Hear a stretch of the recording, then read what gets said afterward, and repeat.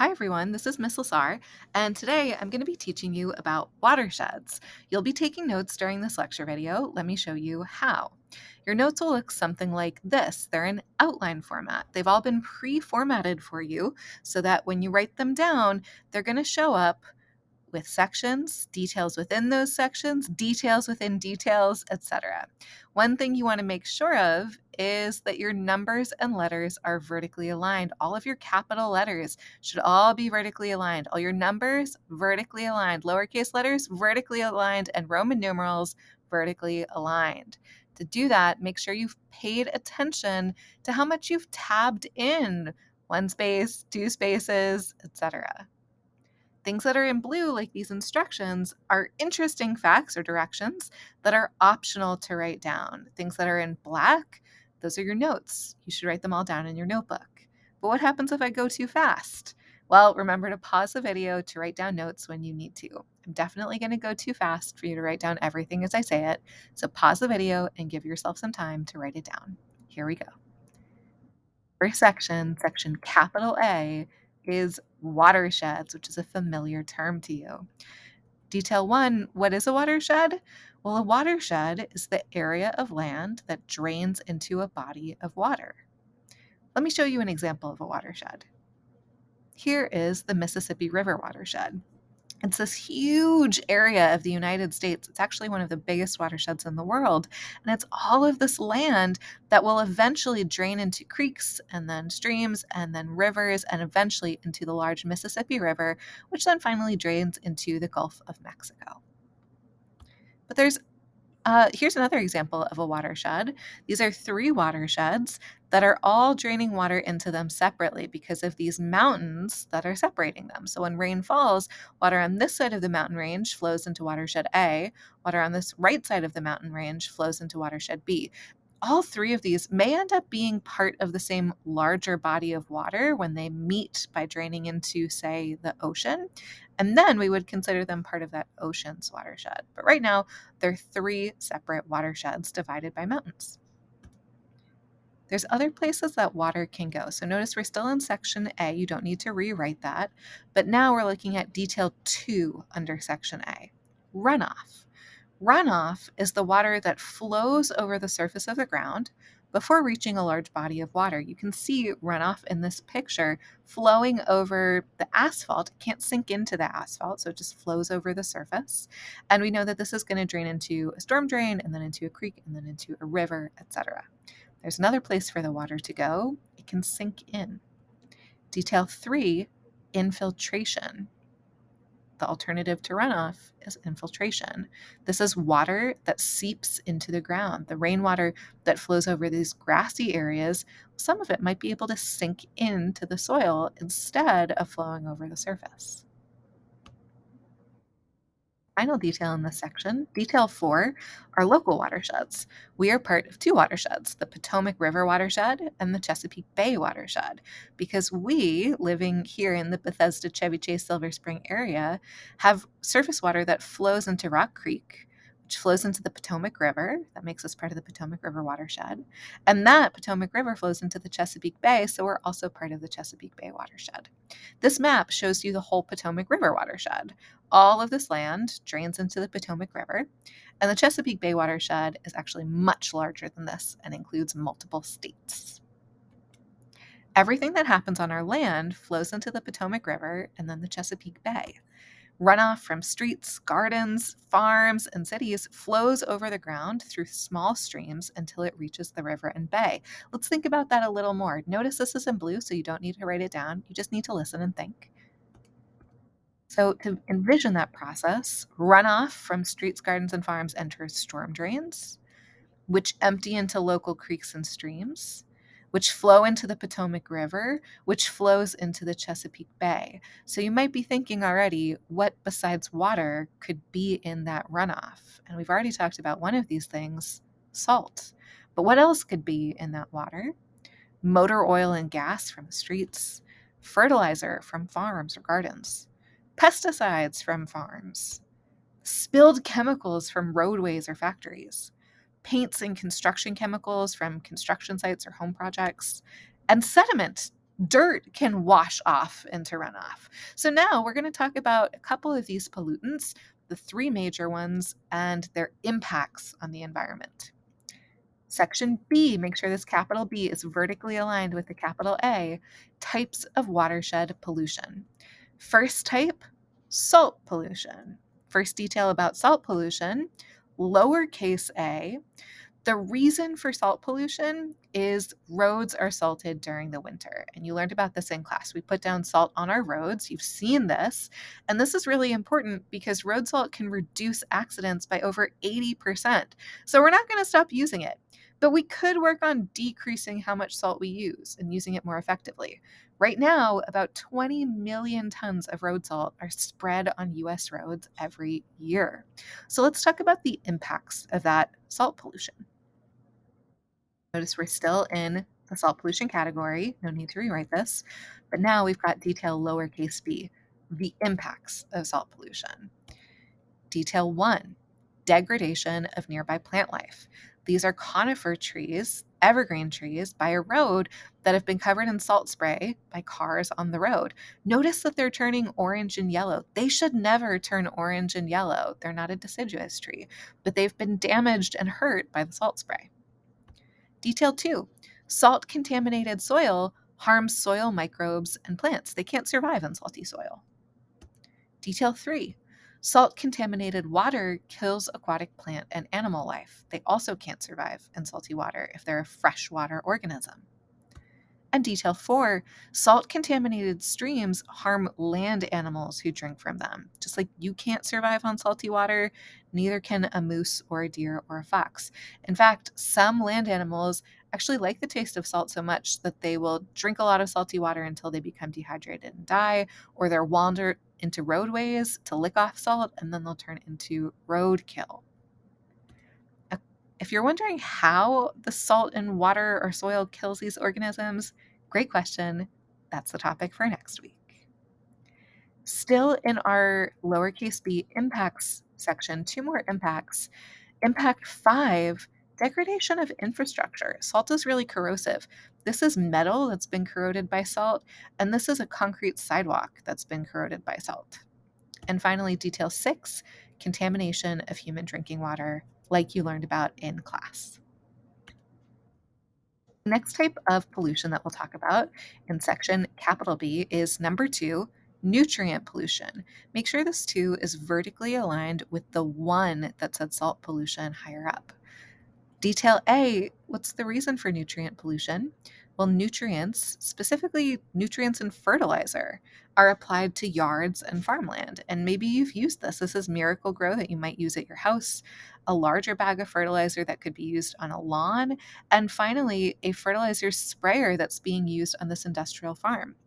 More than 21 million tons of fertilizer are used in the US every year. So we use a ton of fertilizer, which is just straight nutrients to help plants grow. So, what are the impacts of that?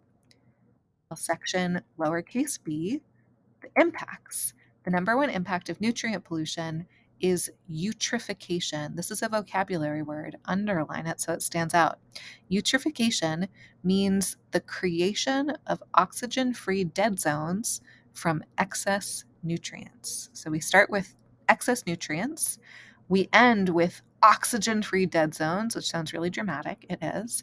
What are the steps that get us there? We're going to have details coming down from this section, from this lowercase b, going through the steps of eutrophication. Watch how this is set up.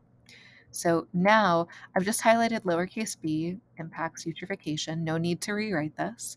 But now tabbed in to the right under that, we've got some more Roman numerals. Step 1 in eutrophication, excess nutrients flow into surface water. For example, we've got this runoff coming from a farm.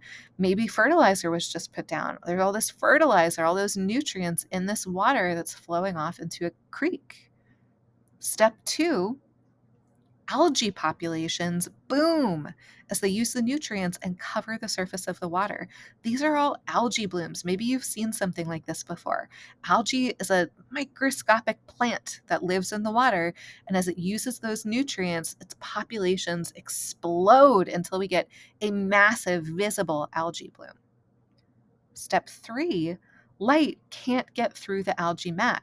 Look how opaque this is. You can't see through it. That means that light can't get through it. That's going to kill a whole group of organisms. Who's going to die from not having enough light? Step 4, underwater plants die. Because what do plants need? Light. So when these plants are covered up by a thick algae mat and they're deprived of light, they're going to die.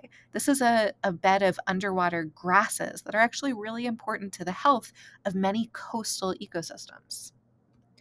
That brings us to step 5. Bacteria eat the dead plants and use up oxygen in the process. So, two things are happening here. The bacteria are eating the dead plants, but to eat the dead plants, they actually need to use oxygen. So, they're going to be sucking oxygen out of the water as well, which brings us to step 6. Oxygen levels fall so low that underwater animals die because animals need oxygen to survive. So watch this process over time. Here's a little graph. You can write it down on your paper if you'd like to, but you don't have to. This is dissolved oxygen, so oxygen in the water over time. At the beginning, our oxygen is high, and then our excess nutrients are added, and oxygen stays high until the plants die because the algae covered the surface. Those plants lost light, and so they all start dying. And once the bacteria start eating the plants, that's going to start using up oxygen from the water. Oxygen falls until it gets so low that underwater animals die because they suffocate. They don't have enough oxygen. At that point, oxygen is going to keep falling because step 7, bacteria will eat more dead stuff, the dead animals, and they'll use up even more oxygen. Until step 8, an oxygen-free dead zone forms. That's when we've run out of oxygen in the water. Now nothing can survive there at all. Let me show you an example.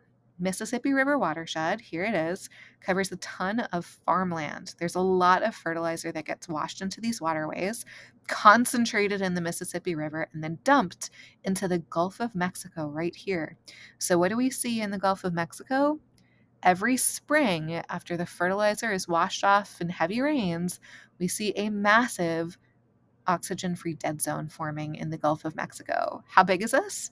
Well, this is the state of Louisiana. So this dead zone is larger than the state of Louisiana. But it's temporary because dead zones can recover. Oxygen can come back slowly. If you've already drawn this graph on your paper, you're welcome to add on to it. You're welcome to draw it now, or you're welcome to leave it off. This graph is optional to draw on your paper. Here's what it would look like as we watch the dissolved oxygen returning to the water. It's going to happen really slowly. Oxygen will return slower than it was used up. And it's going to return as oxygen dissolves in from the air into the water, and waves mix that water around, and the water flows and pulls more oxygen into it. Our third type of pollution that we're going to focus on is sediment pollution. So we're back in capital B. Number 3, sediment pollution. Make sure this 3 is vertically aligned with the 1 and 2, salt pollution and nutrient pollution. Now we're on sediment pollution. Detail A, the reason any exposed soil can be washed away.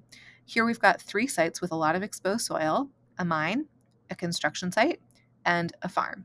Sediment, soil, and dirt are all the same thing.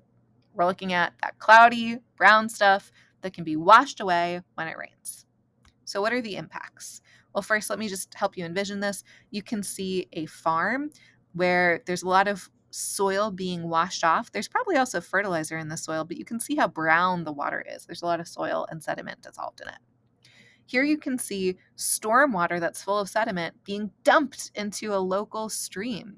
You can see how bluish, greenish, and clear the water was, and how cloudy this sediment-filled water is. Light can get through this water, light cannot get through this water. So now let's think about the impacts.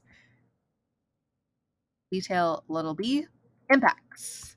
Number 1, decreased underwater photosynthesis. Plants can't get as much light if they're in cloudy water, and they won't grow as much.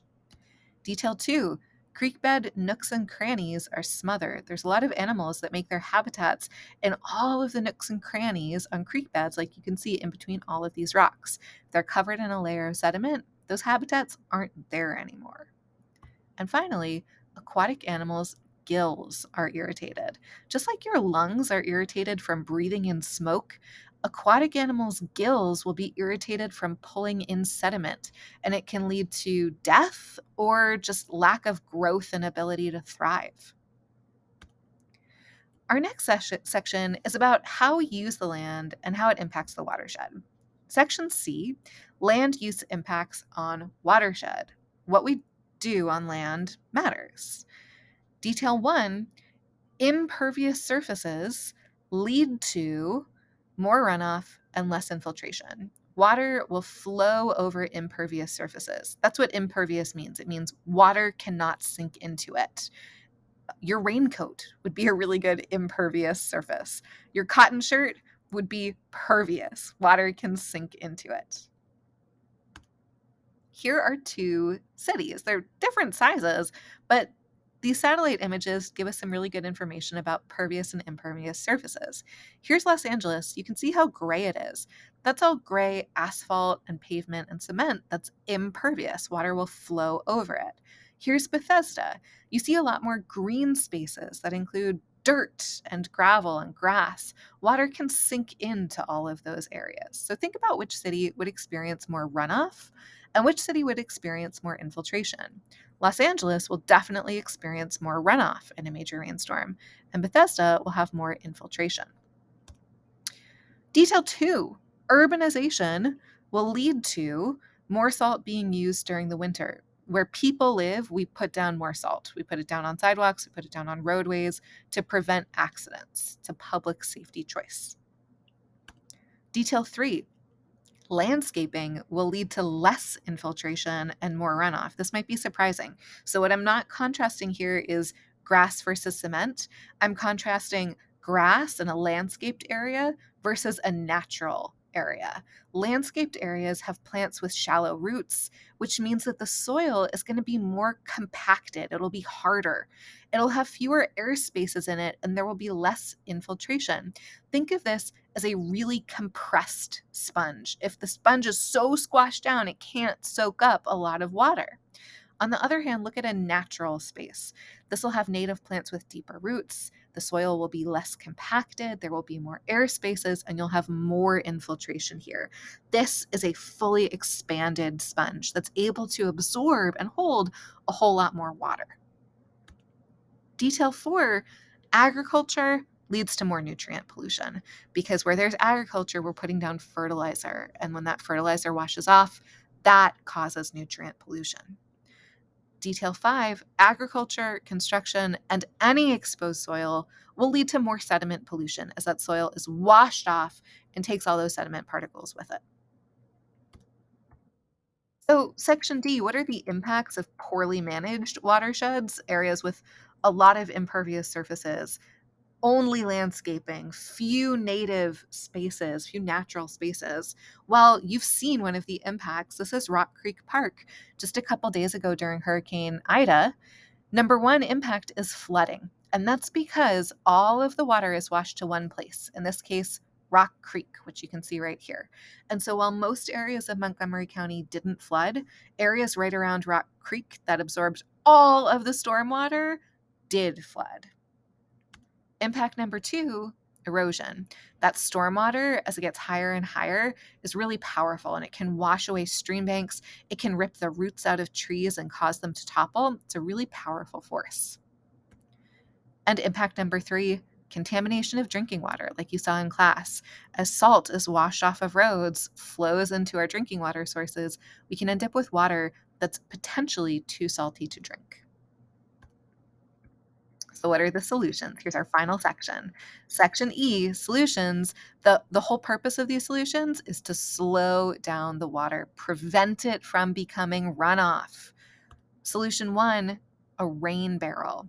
That's a structure that looks like this. If you've looked at the side of a building, you've seen downspouts that are shuttling water away from the building, usually directly into a storm drain. So this is not slowing down the water. This is pumping it directly into a storm drain, unless you put a rain barrel in the way.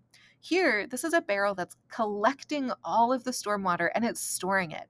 You can save this water and you can use it to water your garden, and only when the rain barrel overflows will it get dumped into the storm drain. Another solution is a rain garden. Here we've got a downspout that pumps water not into a storm drain, but into a garden full of deep-rooted native plants. That spongy soil will absorb a lot of water and less will run off into the streets and into storm drains. Solution 3, pervious surfaces. That's the opposite of impervious surfaces.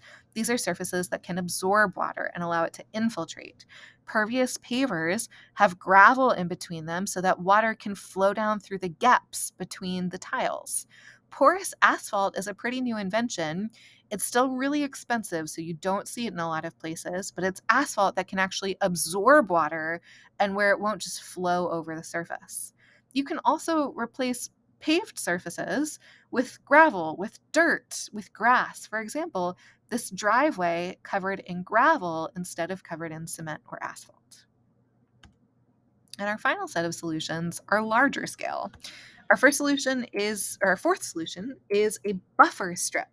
This is a planted area along a stream or creek or stormwater flow area that's planted with native plants. It's not mowed, it's not landscaped, and stormwater will run over it and be allowed to infiltrate before it gets to that creek. So hopefully this will filter out some of the sediment, filter out some of the nutrients, and absorb some of the water before it gets to the creek.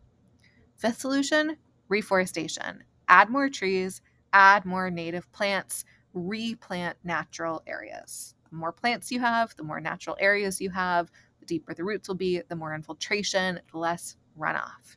And finally, wetland restoration. Wetlands are areas of grasses and other water-loving plants that are on the edges of waterways. And by having intact wetlands, those plants will be able to absorb a lot of sediment, a lot of nutrients, even salt before it reaches the larger waterways, and it'll protect those waterways. So, here are some of the solutions to the problem of watershed pollution. You've learned about watershed pollution, you've learned about land use and how that impacts watershed pollution, and you've learned about some solutions to the issues of watershed pollution. If you missed some notes, rewind the video and rewatch those sections. I hope you enjoyed this lecture, and we'll see you in class.